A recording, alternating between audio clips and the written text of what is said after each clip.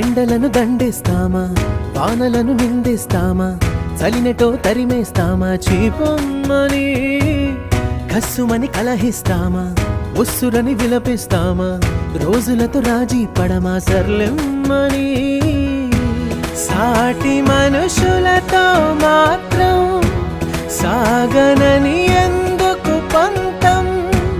పూటకొక పేచి పడుతూ ఏం సాధిస్తామంటే ఏం చెబుతా, ఎక్కిళ్ళే పెట్టి ఏడుస్తుంటే కష్టం పోతుందా కదా, మరెందుకు గోలా, అయ్యయ్యో పాపం అంటే ఏదో లాభం వస్తుందా, వృధా ప్రయా